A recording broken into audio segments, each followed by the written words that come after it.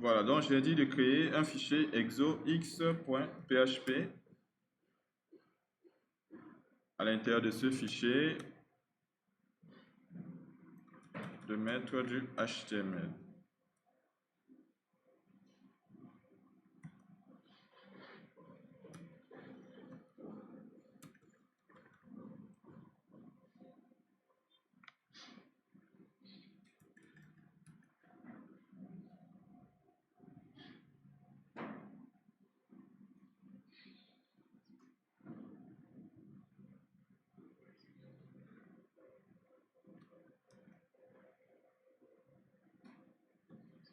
Voilà.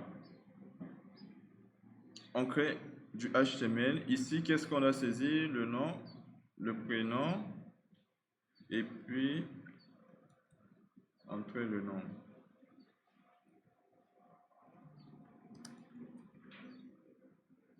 De type texte. Non.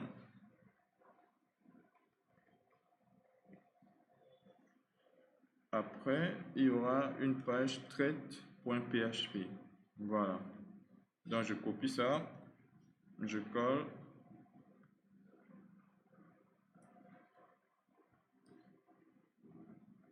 Votre nom. Votre prénom.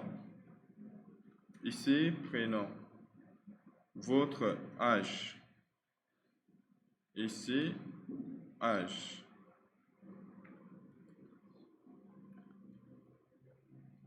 Âge de type number. Et enfin, un select option. Voilà.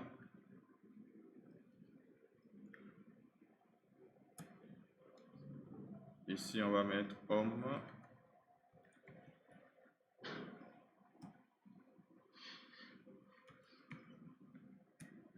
Suivez pour mieux comprendre. Ceux qui ont eu des soucis là. Suivez pour bien comprendre.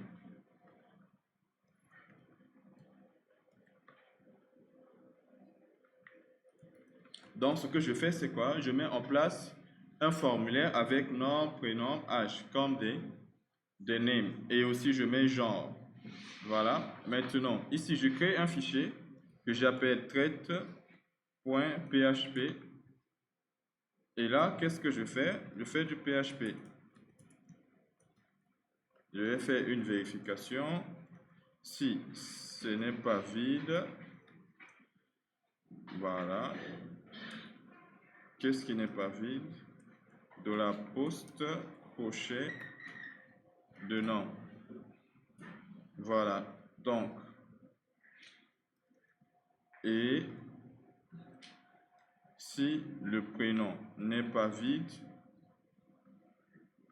et si le genre n'est pas vide et si l'âge n'est pas vide. Voilà, donc c'est très bien. Si tout est correct, je dois faire un traitement. Sinon, ce qu'on fait, c'est quoi? On fait un header. Voici comment on fait header le question. On utilise la fonction header.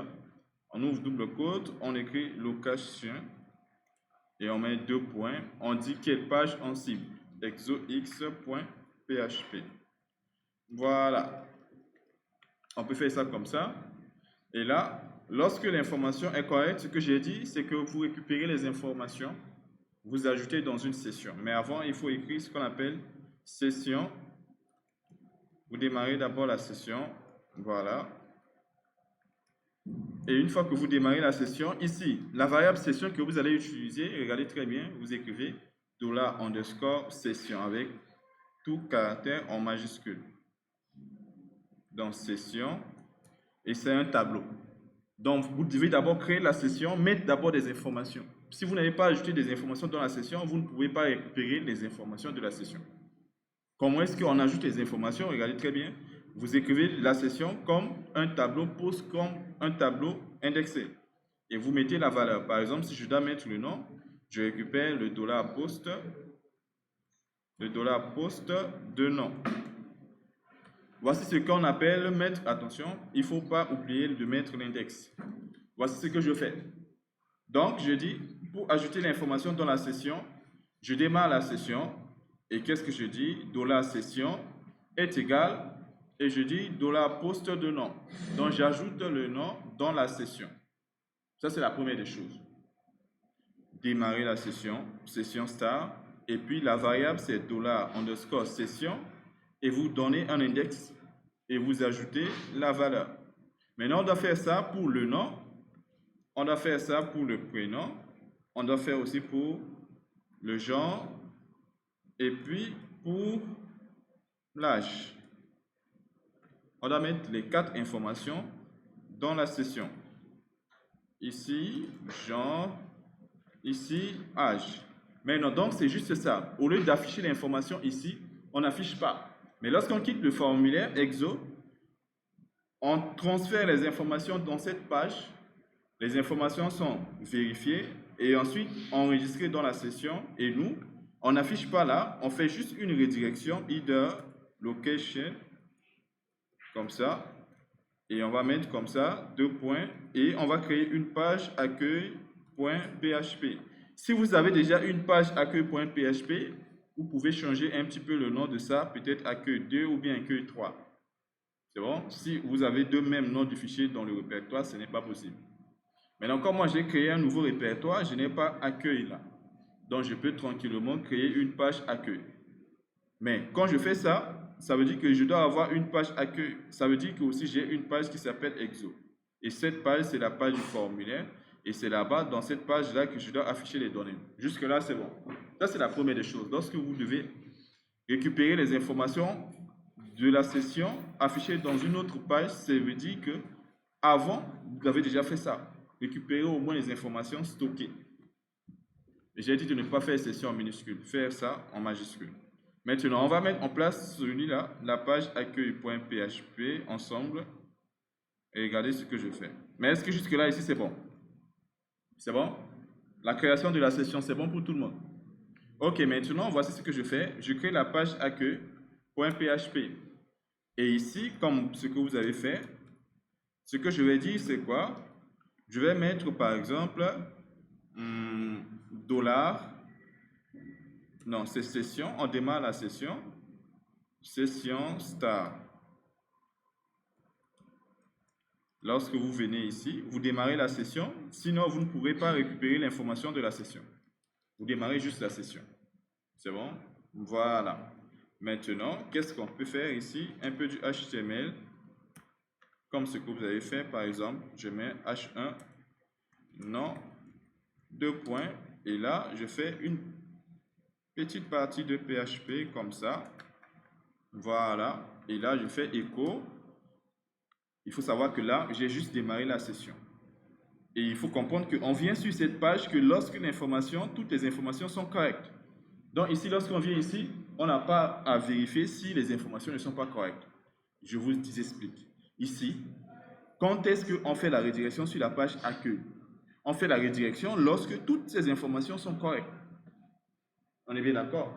Donc si je viens ici sur cette page accueil, je n'ai plus besoin de faire un if ici pour vérifier est-ce que les informations ne sont pas correctes pour rediriger sur la page ExoX. C'est bon? Donc ici, quand je viens là, je vais juste afficher. Maintenant, voici les étapes pour afficher. Dans cette page accueil, je démarre la session et quand je vais afficher une information, je fais juste appel à la variable $session en majuscule et je mets crochet et je mets l'index. C'est bon? Donc je mets juste écho, mais c'est quelque chose de PHP. Donc ouvrez la balise PHP à n'importe quel endroit dans votre HTML et vous faites écho.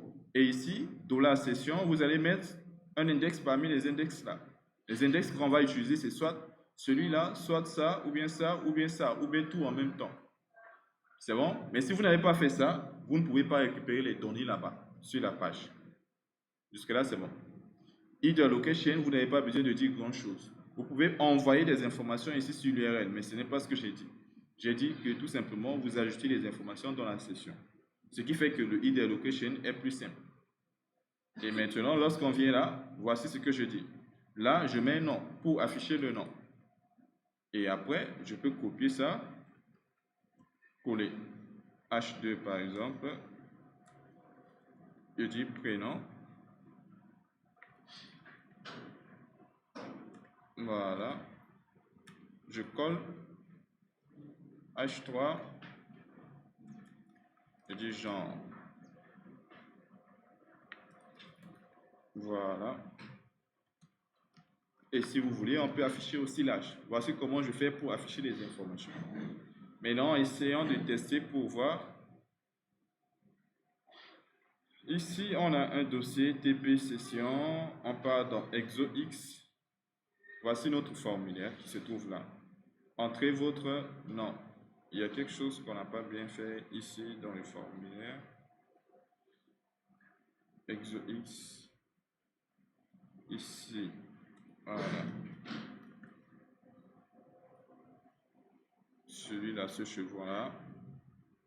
Maintenant, c'est disparu. On va saisir des noms. On va saisir job. Job. On va mettre job Adama. Âge. On va mettre 17 ans. On va dire que c'est une femme. Si je clique sur valider, les informations seront envoyées dans traite avec eux. Le nom du fichier. Le nom du fichier, c'est traite.php. Je reviens. Voilà, j'actualise. Je n'ai pas actualisé. J'actualise. Voilà, validé. Et là, les informations sont envoyées. Et ici, vous voyez que là, la page là, c'est la page accueil.php.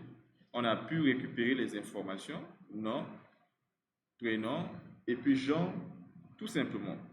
Les étapes à comprendre, ce n'est pas grand-chose. Le plus important, c'est que lorsque les informations sont correctes, il faut enregistrer les informations dans la session.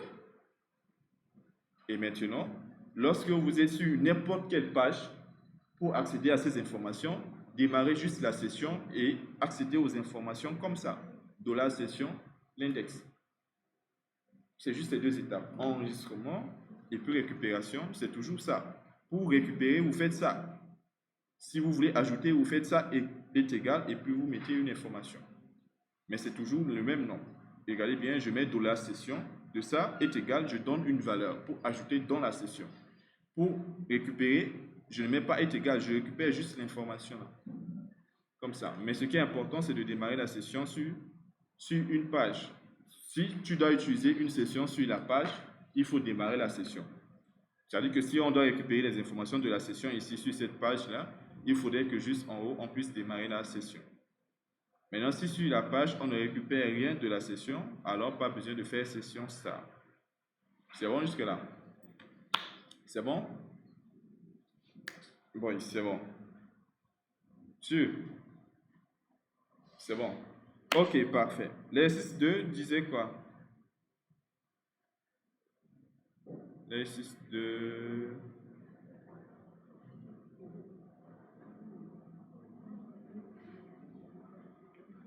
Mettez en place quelque chose qui permet de compter les voyelles. Quelque chose qui compte les voyelles. Est-ce que j'ai dit compter ou bien de compter les voyelles du texte? Ok. Alors, TP session exo. Je vais faire ici exo2.php.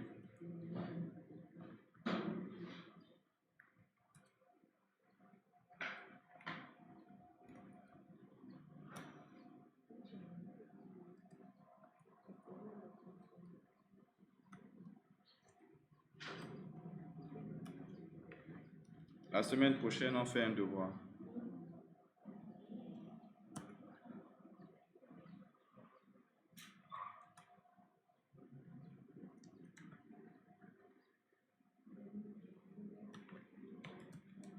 Et suivez très bien. Quand je vous demande de faire des TP, c'est une occasion pour vous de faire des efforts, de faire des recherches, mais surtout d'essayer de faire les choses selon votre compréhension. Si vous prenez quelque chose sur ChatGPT et que vous collez, il n'y a pas de souci, ça marche, tant mieux. Mais pendant un devoir, dès que je vois juste un code d'une intelligence artificielle, je vous donne 3, même si ça marche, je vous donne 3. Vous devez faire les choses par vous-même. Et sachez que si vous prenez quelque chose sur ChatGPT, DeepSeek ou bien sur n'importe quelle intelligence artificielle, moi je saurais que vous avez pris ça quelque part. Donc je vous garantis. L'histoire, c'est que vous faites du génie logiciel, vous devez comprendre comment les choses fonctionnent et non d'utiliser juste ChatGPT à chaque fois au lieu de chercher à réfléchir. Donc ici, je vais mettre la phrase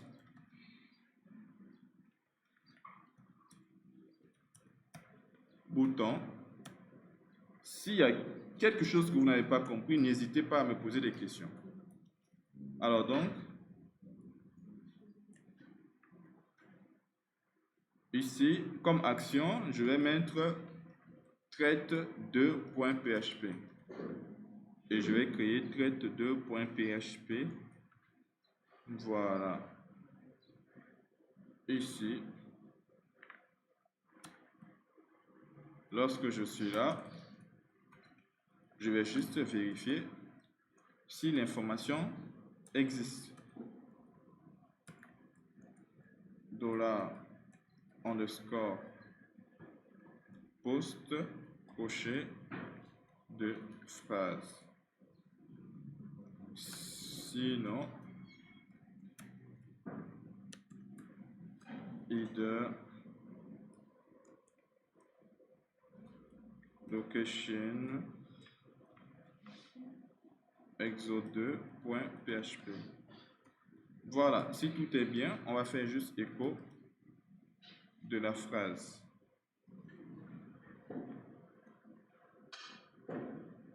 De la phrase reçoit et on affiche la phrase. Voilà. Donc, juste quelque chose de simple, je vais tester est-ce que j'arrive bien à passer l'information et récupérer l'information. Voilà.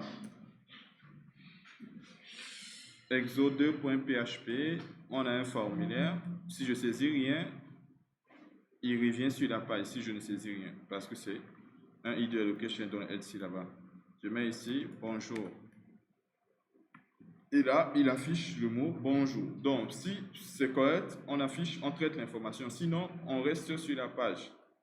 Voilà. Maintenant, si c'est bon, comment est-ce qu'on peut faire pour compter les voyelles ici? Comment on peut pour compter les voyelles? Logiquement, si vous devez faire ça en langage C, vous allez faire comment?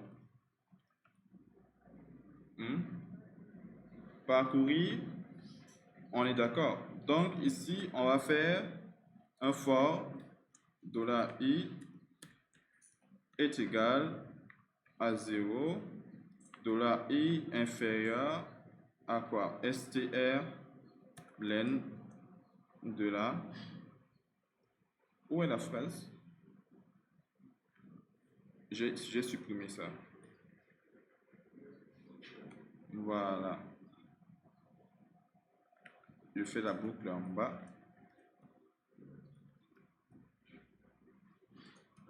$i inférieur à sterling. On va le faire comme ce que vous pouvez faire. Quand je vous amène quelque chose, il faut le faire selon votre compréhension. Sinon, vous allez vous perdre. Donc, par exemple, ça aurait été un devoir, vous allez le faire comme ça, comme si vous étiez en C. Voilà, vous allez parcourir la chaîne. Et ensuite, si vous devez le faire, oui, on fait la boucle qui parcourt la chaîne et on dit quoi normalement?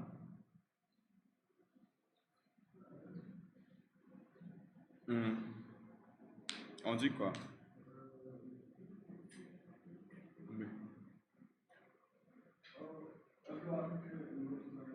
Une variable. Donne-moi le nom de la variable, par exemple. $C.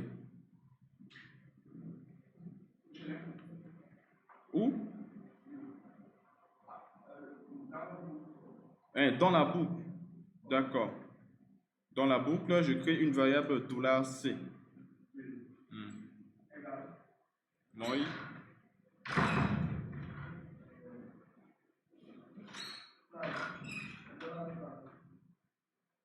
Phrase. le i. Ensuite,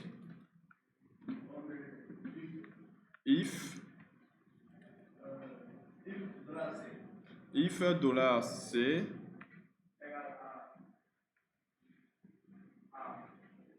A, et on fait la même chose normalement, où est égal à quoi? B ou bien C? O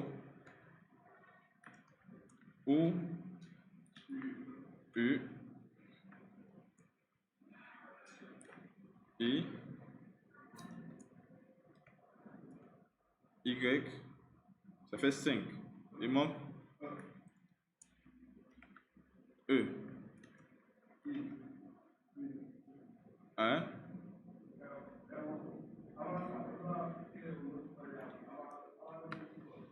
Avant la boucle, avant la boucle for, on va créer une variable, par exemple quoi?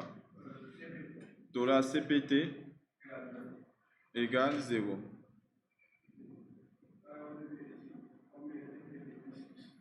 On met ici CPT plus plus.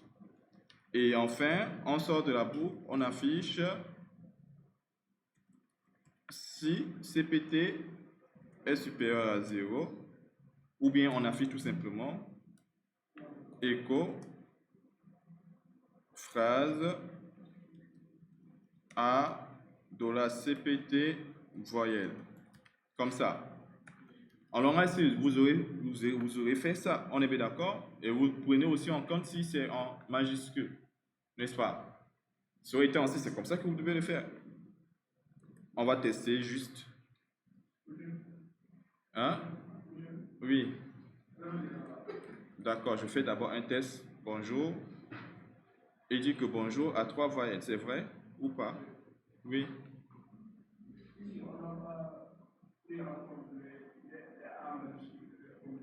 Mais non, ok, ce qu'on va faire, c'est quoi? Pour qu'on ne puisse pas trouver quelque chose comme ça, on va faire juste une petite fonction, un petit module. Je veux un petit module qui permet de vérifier si un caractère est une voyelle. Hein? Maintenant, on va voir. Si je mets ici fonction, vérifie, ou bien je dis is voyelle. Comme ça, je dis on voit un caractère et lui, il va faire cette condition-là.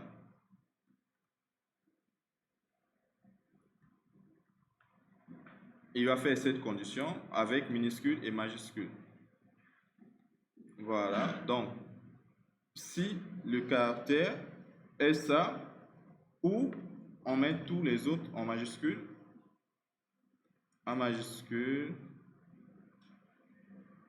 bon, je peux venir ici, ou A majuscule, O majuscule, U majuscule, I majuscule, Y majuscule. Donc, vous pouvez créer un module qui vérifie si c'est une voyelle. Si c'est vrai, ça retourne 1. Sinon, qu'est-ce qui se passe? Ça retourne 0. Maintenant, lorsque ici, tu parcours ta voyelle, c'est bon. Ici, tu fais comme ça. Une petite condition. Tu dis is voyelle. On le met dans un if. If is voyelle. Tu envoies le caractère. C'est bon. Tu fais CPT plus plus. Voilà, donc, tu peux le faire comme ça.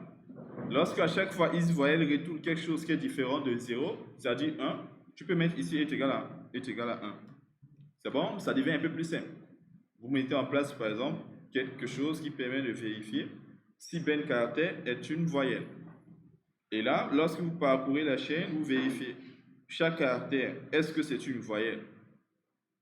C'est bon? Au lieu qu'à chaque fois on écrit tout ce if là, on fait juste une petite fonction là qui nous permet de gérer ça.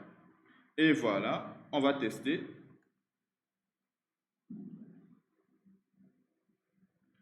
Je vais dire bonjour avec U majuscule. Il va dire combien de caractères, je vais mettre E ici. Il va nous dire combien de voyelles,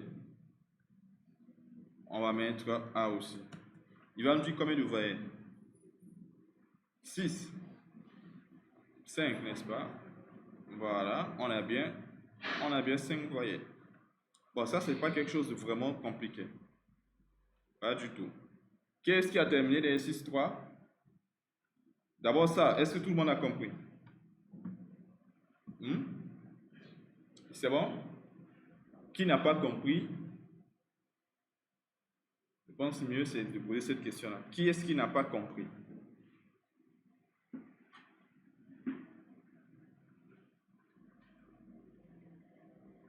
C'est bon pour tout le monde. Ok, une très bonne chose. Maintenant, qui est-ce qui a réussi l'exercice 3? Qui l'a réussi? De créer un formulaire qui permet de simuler un petit jeu où la personne aura normalement 3 chances. 3 chances. Après quoi, si on a fait effectuer 3 chances et qu'on n'a pas trouvé la valeur, qu'est-ce qui se passe? On fait tout simplement afficher par exemple un message, il n'a plus trouvé. Quand on dit 3 chances, là, c'est 3 chances pour trouver. Donc si après les 3 chances, il ne trouve pas, on dit que vous avez échoué. C'est bon? Jusque là. Bon, on va voir comment ça doit se passer. Oui. Ça. Tous les exercices qu'on a fait là, j'espère qu'à la maison, vous essayez encore de refaire ces exercices. Tous les exercices qu'on a fait à la maison. Prenez pas la correction. Essayez de refaire tous ces exercices-là. Essayez de voir si vous comprenez. Si vous arrivez à trouver ces solutions. Parce que après le devoir, nous, on va passer à ce qu'on appelle la base de données. Oui. J'enregistre. Mais au lieu de parler de l'enregistrement, on est là. S'il y a quelque chose que tu ne comprends pas, tu me poses une question. Qu'est-ce que tu n'as pas compris? Dorénavant, il n'y aurait pas d'enregistrement parce que ça vous rend faible là. On va venir ici, je n'enregistre plus mon écran. Je ne vais plus enregistrer. C'est bon? Sinon, vous n'allez pas faire des efforts. Si j'enregistre là, vous allez attendre toujours les enregistrements sans chercher à comprendre. Voilà donc je vais créer un autre fichier, Exo3, et on va gérer notre système de jeu là. Et voyons voir comment on peut le faire. HTML. Maintenant, juste en haut, on va faire un petit code PHP. On peut faire un session star. Il est où? Session star. Ok, il ne veut pas venir. Maintenant, je vais juste faire une petite condition. Une petite vérification if set $session crochet de secret. Nous, on va créer un nombre secret. Donc, je dis si ça existe là, alors on ne doit pas le faire. Maintenant, si ça n'existe pas,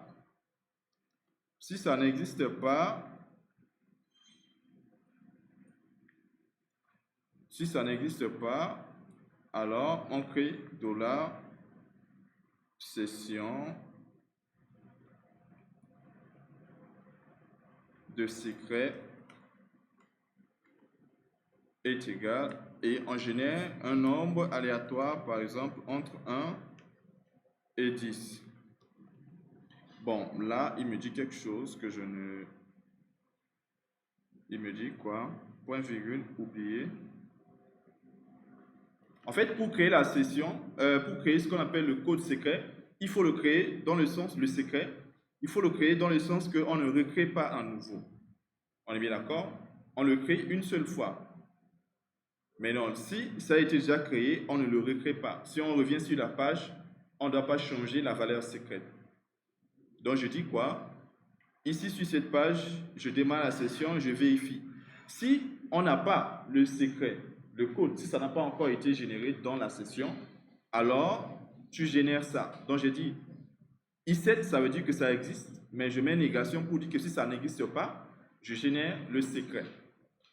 Maintenant, on a dit combien de tentatives? On doit avoir 3 tentatives. On est bien d'accord? Donc ici, je peux faire aussi $session, $session, et là, je mets un compteur de tentatives. Je mets CPT tentative, comme ça, et je lui donne la valeur 0. Voilà. Donc, j'ai besoin du secret, j'ai besoin du CPT tentative. Ce CPT tentative là me permettra de savoir si j'ai fait combien de tentatives déjà. C'est bon jusque-là? Vous comprenez le sens de ces deux informations-là? Le secret, c'est un nombre secret que je génère, un entier aléatoire entre 1 et 10. Et le CPT tentative, normalement, on veut 3 tentatives. Donc, je mets le compteur de ces tentatives à 0. C'est bon? Maintenant, à chaque fois que lui, il va tenter, je vais incrémenter ce CPT tentative-là. Il a tenté une fois, par exemple, il n'a pas réussi. Je fais incrémenter ce CPT tentative. Ça passe à 1. S'il retente et qu'il n'a pas trouvé, je vais incrémenter, ça va passer à 2 tentatives. S'il retente pour la 3e fois et qu'il n'a pas trouvé, ça fait 3 fois. Qu'est-ce qu'on lui dit? On peut afficher le message « Vous avez échoué ».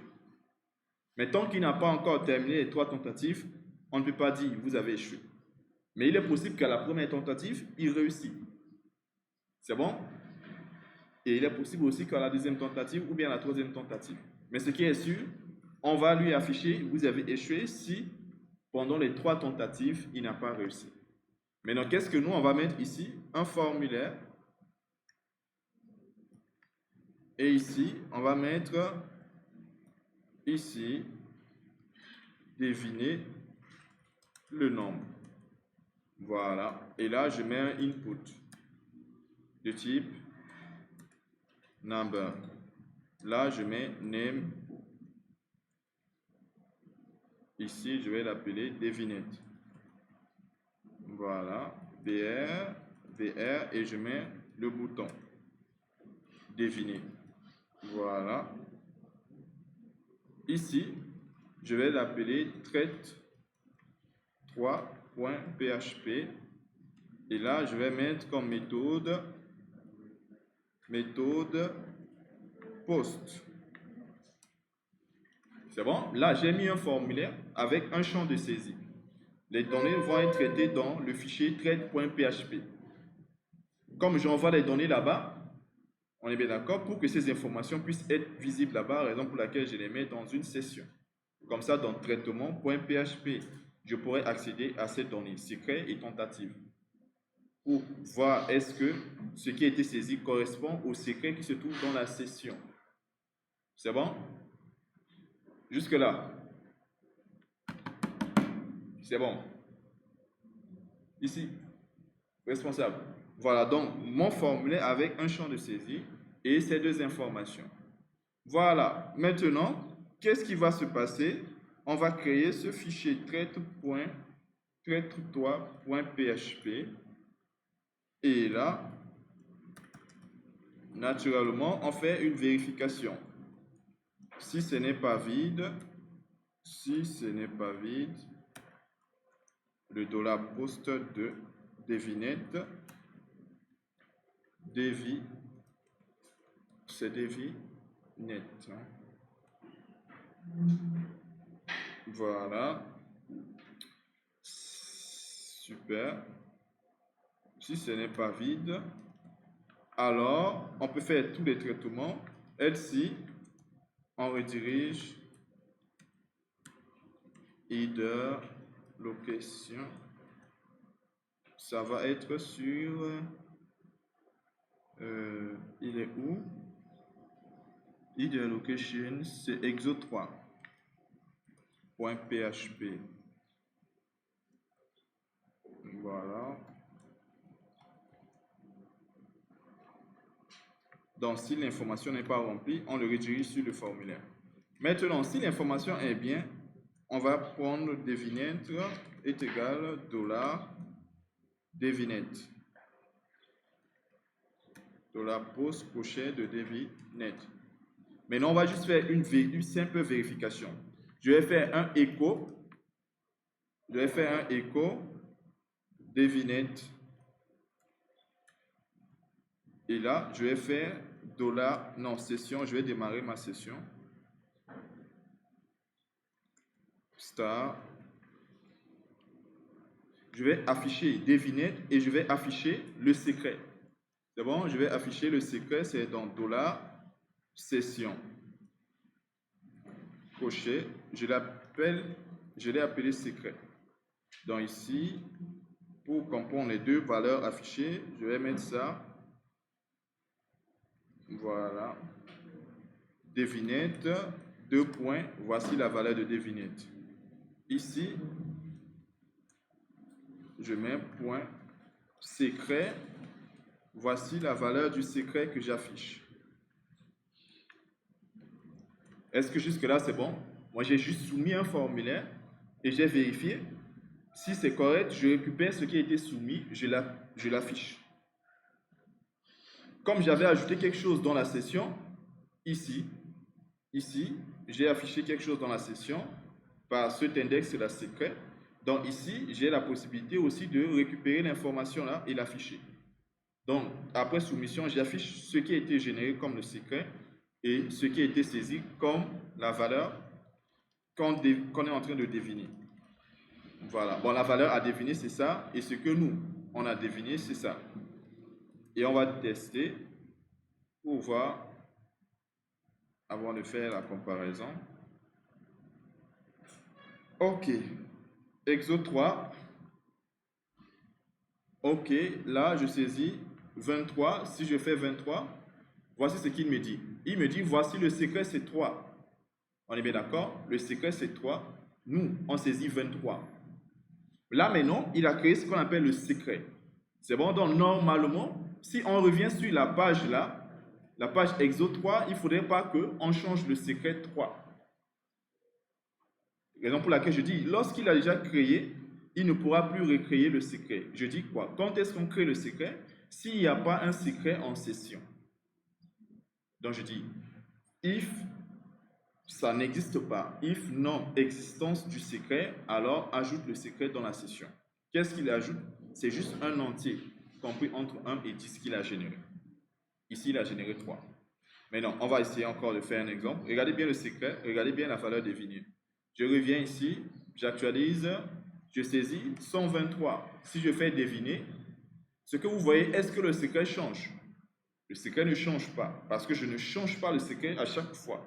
Si vous devez changer le secret à chaque fois, c'est difficile de pouvoir trouver le secret là. C'est bon? À chaque tentative, le secret ne doit pas changer. Donc, regardez ce que j'ai dit. Nous, pour créer le secret, puisque le secret on ajoute dans la session, je vérifie si ça n'existe pas dans la session. C'est uniquement là que je le crée. Et lorsque je crée le secret, pour la première fois, je vais mettre la tentative à 0. Il n'a pas encore commencé la tentative.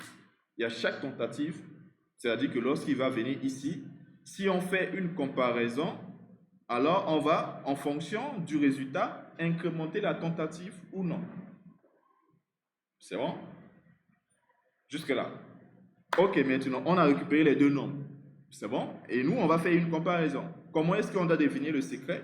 On a dit ici, quelles sont les conditions qu'on peut mettre? On pose une condition, if $devinette est égal à $session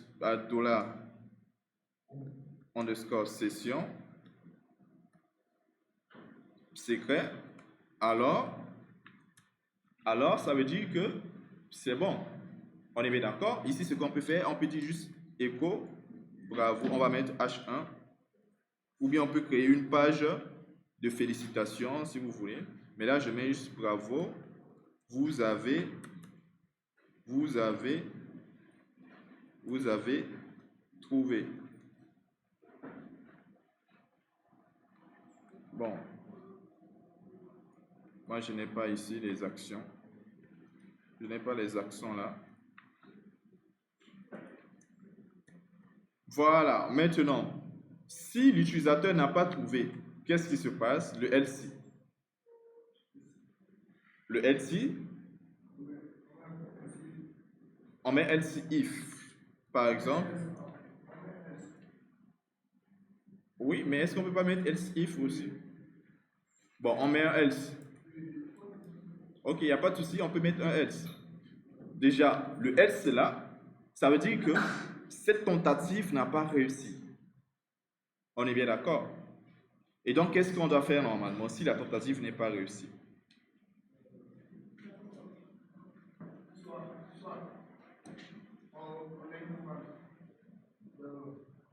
On incrémente de 1. Mais on incrémente de 1 que si on peut incrémenter de 1. S'il a déjà fait 3 tentatives, on va pas aller jusqu'à 4 tentatives quand même. S'il a déjà fait 3 tentatives, si on récupère les 3 tentatives et on fait plus, ça va faire 4 tentatives. Est-ce que tu comprends un peu le truc?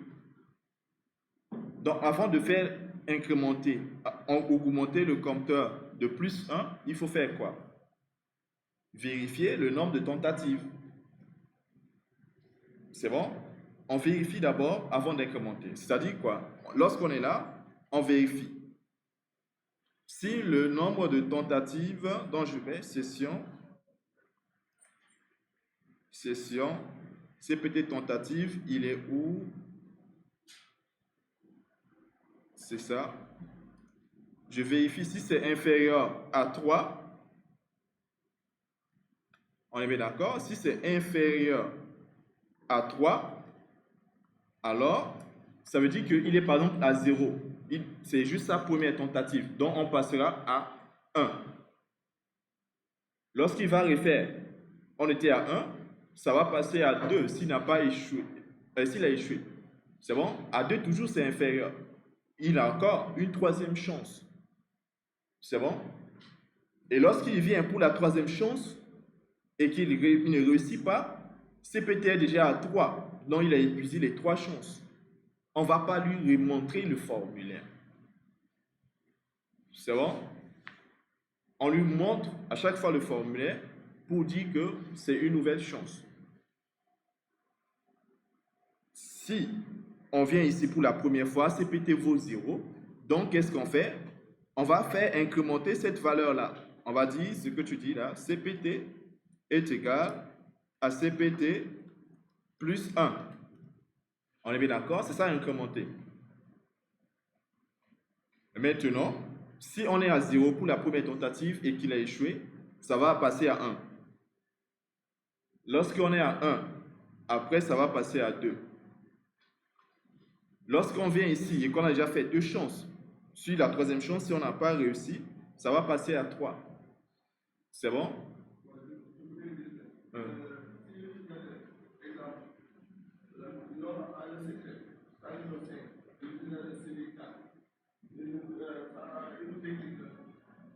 C'est en bas.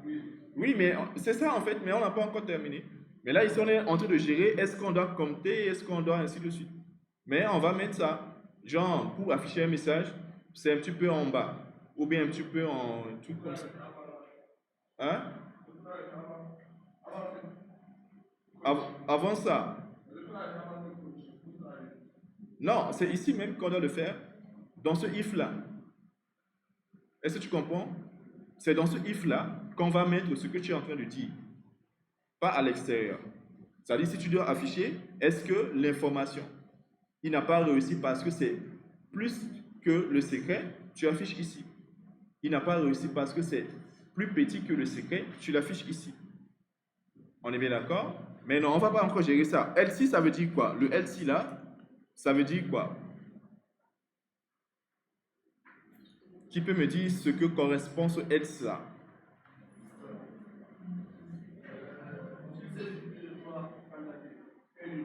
S'il a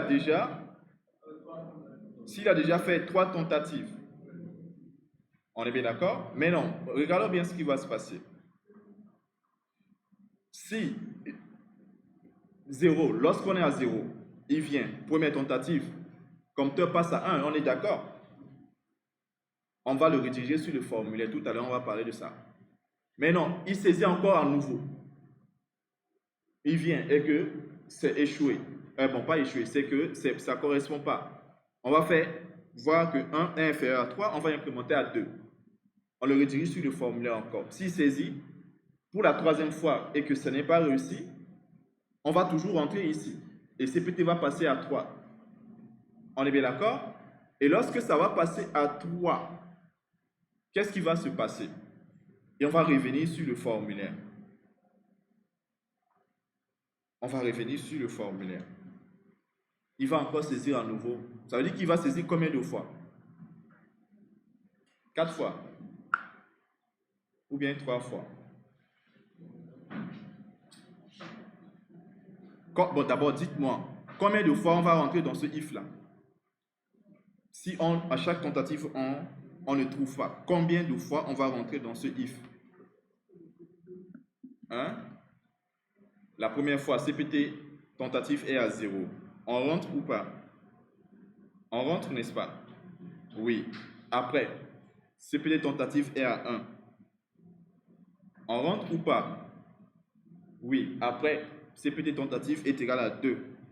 On rentre ou pas? Oui. C'est bon? Maintenant, on rentre. Hein? Si on rentre ici, l'objectif c'est qu'on fait une redirection sur la page. On fait une redirection sur la page du formulaire. Maintenant, si CPT est égal à 3, alors qu'est-ce qui se passe?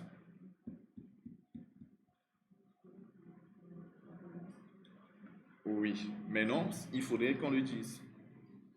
Maintenant, qu'est-ce qu'on va dire là dans le else? Dites-moi, qu'est-ce qu'on va dire dans le else là?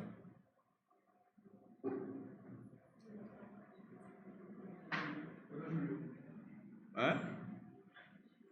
Oui.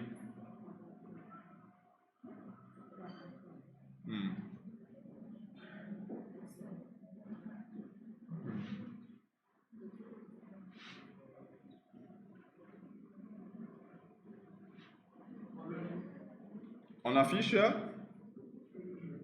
si ce n'est pas inférieur à 3, ça veut dire que c'est égal à, on a déjà fait les 3 tentatives, non? Donc, qu'est-ce qu'on dit?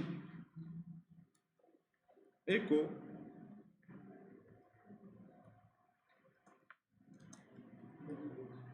Vous avez échoué.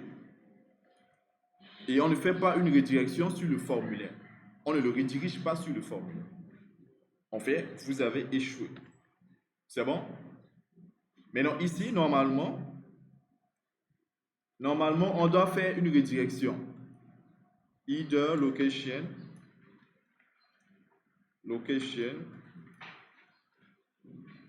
et puis on va lui donner le formulaire. Le formulaire, il est où? exo3.php. Normalement, on va le faire comme ça. Maintenant, vous allez suivre et bien comprendre ce qui va se passer. Regardez très bien. Là, pour le moment, je n'affiche pas le message, mais il faut savoir qu'on peut afficher le message ici après. Regardez. On est toujours le secret qui est égal à 3. Hein? Parce que j'affiche le secret ici. Ok. Maintenant, je vais saisir par exemple 234. Bon, je n'affiche pas le secret, mais on sait que ce n'est pas 3. Ça fait combien de fois? Une fois. Je vais saisir 3. Non, je vais saisir 312. Ça fait 2 fois. Je vais saisir quelque chose encore. Ça fait 3 fois. C'est ce que je vous disais tout à l'heure là. Mais bon, c'est pas grave. Je vais saisir quelque chose maintenant, 123. Et là, vous voyez que vous avez échoué. Mais on fait plus 1 encore. Ça fait plus de 4 tentatives. 4 tentatives. C'est bon? On a fait plus de 4 tentatives. Maintenant, la seule chose qu'on va faire, c'est quoi? Au lieu qu'on mette ici Au lieu qu'on mette ici 0, CPT, on va le mettre à 1. Pour dire que lorsqu'il vient pour la première fois, tentative est à 1. C'est bon jusqu'à là? Voilà. Maintenant,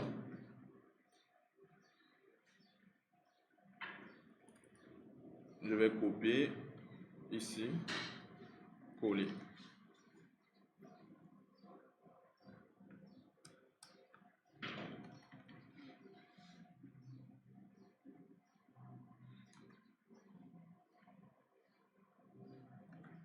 Sauf qu'il faudrait que je puisse afficher le secret. Sinon, on risque d'avoir un peu un souci. Je vais afficher le secret ici, au niveau du formulaire. Parce que chaque fois qu'on fait une redirection et qu'on vient ici, il faudrait qu'on sache pourquoi est-ce que l'information. Voilà, donc je fais ici if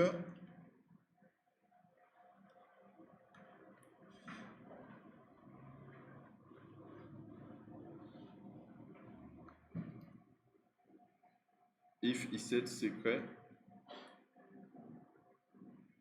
Je vais l'afficher.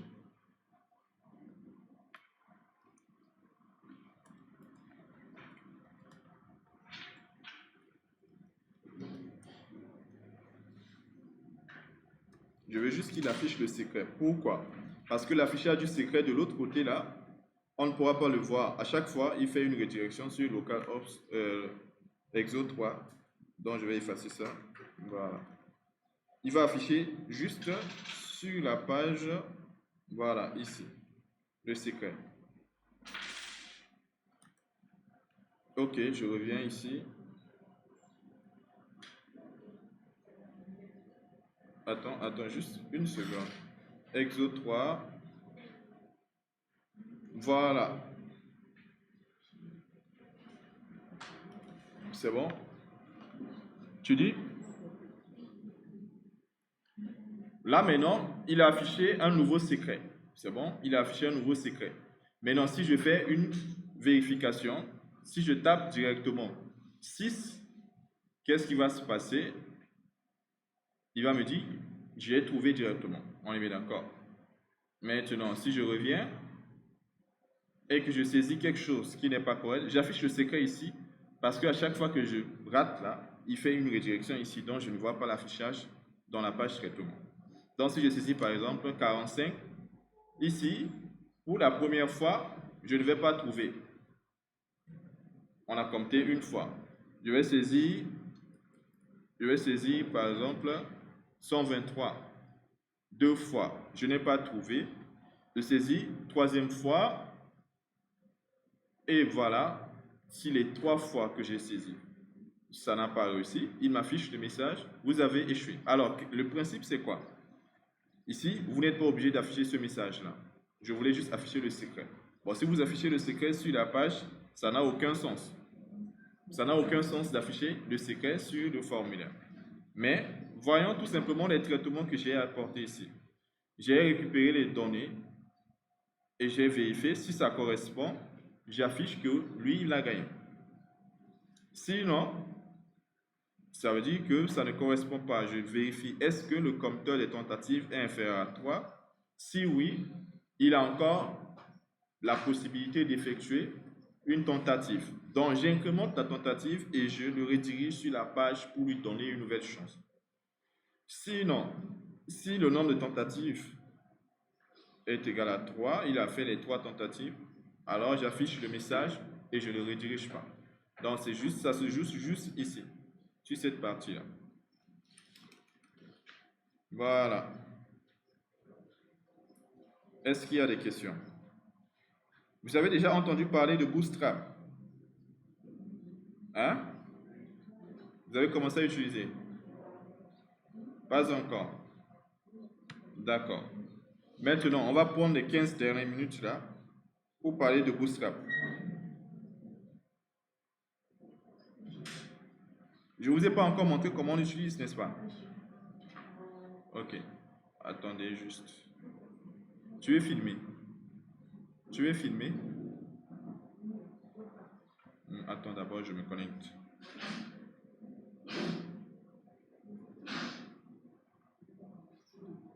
Vas-y. l'autre page, exo 3.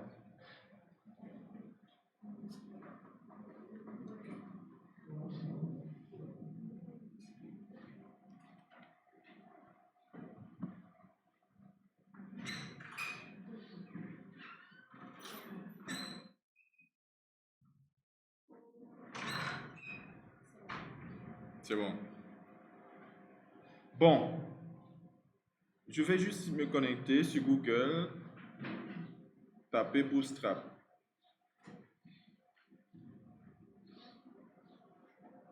En fait, jusque-là, maintenant, vous savez déjà comment faire ce qu'on appelle du HTML et vous savez comment faire du CSS. C'est bon? Mais dans un vrai projet, vous n'allez pas écrire forcément tout le style manuellement. C'est-à-dire tout le site d'une page. On peut avoir par exemple un site qui comporte 100 pages. Et chaque page doit avoir une mise en forme. Si tu dois écrire les mises en forme de A à Z sur toutes les 100 pages, ça peut prendre du temps. C'est bon? Dans le Bootstrap, ça va être une solution qui va nous permettre de faciliter un petit peu un certain nombre de choses. C'est tout simplement un petit framework de CSS avec un certain nombre de classes que nous, on va utiliser, qui sont déjà prédéfinies. Si vous utilisez ces classes, vous obtenez telle mise en forme. Ils définissent même des composants qu'on peut utiliser. Bootstrap. Voilà. Bon, ça c'est la dernière version. La version 5. Maintenant, voici ce qui se passe lorsque on veut utiliser Bootstrap. Il y a deux manières de faire. Il faut déjà savoir que c'est du CSS. Et on va utiliser des classes de Bootstrap. On va utiliser des classes. Et lorsqu'on parle de classe, la classe c'est une classe CSS. Si on utilise une classe sur un objet HTML, il faudrait que la classe là puisse être reconnue. Dans le sens où la page dans laquelle on a défini le style puisse être en contact de la page HTML. Si on a un fichier style, qu'on a créé une classe là-bas, et qu'on appelle cette classe sur une page HTML, si les deux fichiers ne sont pas liés, la mise en forme ne s'applique pas. C'est bon? Donc ici, ils ont créé ce qu'on appelle des fichiers CSS. Ils ont défini un certain nombre de classes. Et si vous voulez que ces mises en forme de Bootstrap s'appliquent sur vos codes HTML, il faut lier le fichier CSS de Bootstrap à votre fichier HTML. Il y a deux manières. Soit vous téléchargez le Bootstrap en local, ou bien vous utilisez Bootstrap, le lien tout simplement en ligne, le CDN. Alors donc, le CDN, c'est ça. Donc si vous venez ici juste dans Bootstrap, Get Starter là, vous allez voir ici un lien CDN. Ce lien-là va nous mener à un fichier normalement style de Bootstrap. Et ce fichier, voilà, ça s'appelle bootstrap-min.css. C'est bon? Et dans ce fichier-là, on a défini beaucoup de codes, beaucoup de classes, ainsi de suite qu'on peut utiliser sur nos objets. Et dès qu'on utilise, on a une mise en forme sans avoir à écrire ce qu'on appelle du CSS. Je prends un exemple. Voici, notre formulaire qui était là comme ça, qui n'était pas joli. Ça, c'était notre formulaire de tout à l'heure. N'est-ce pas? C'était notre formulaire. Maintenant, ce que je vais faire, c'est que je vais créer une nouvelle page, page PHP. Je vais l'appeler page avec boot.php. Je vais faire du HTML. Voilà. Mais non. Si vous voulez utiliser ce CDN en ligne, là, vous pouvez prendre ici, celui-là, le fichier CSS. C'est un fichier CSS, on le met dans le id. Voilà. Après, je vais vous expliquer un petit peu le principe de Bootstrap. Et maintenant, lorsque vous avez ces choses-là, si votre page HTML est liée au fichier bootstrap.min.css, alors, ce que vous pouvez, c'est quoi? Vous pouvez avoir accès à plusieurs informations qui sont déjà préétablies en Bootstrap.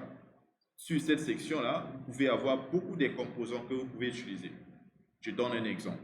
Si je pars par exemple dans Form, il va me donner beaucoup de genres de formulaires que je peux avoir. Si je clique sur Form Control, voici un formulaire que je peux avoir. Il me donne les codes sources que je peux copier directement et mettre dans mon code. Par exemple là, je viens ici, je trouve juste quelque chose qui me correspond. Je copie le code et là, je viens dans le body, je colle. Maintenant, voyons voir est-ce que ça s'affiche sur notre page ici. Regardez. Ici, page avec boost. Si je viens sur cette page-là, je dézoome un peu, vous avez un petit peu les mises en forme qui sont déjà préétablies. Et nous, on n'a pas fait du CSS et les choses sont un peu plus jolies. Mais il y a plusieurs composants. Vous devez juste naviguer sur cette page-là, chercher ce qui vous correspond. On va par exemple chercher un autre élément. Je vais chercher non, ici, un composant nav. Par exemple, si je vais mettre en place des menus, je vais chercher un navbar. Voilà. Donc, voici ce qui se passe là. Là, il me dit que si je vais avoir exactement ça, cette interface dans ma page, je peux juste copier ce code-là. C'est bon? Et on va voir ce qui va se passer.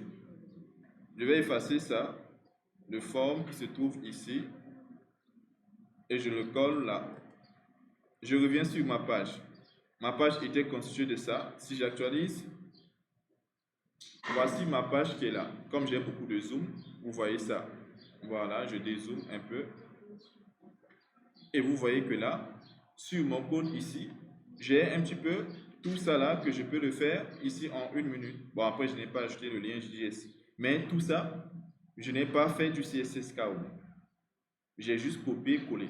Mais pour que ça puisse s'appliquer, j'ai dit, il faudrait que vous liez votre page HTML avec soit ce lien de fichier bootstrap min.css en ligne, le CDN, ou bien vous téléchargez le bootstrap et vous aurez ce fichier en local.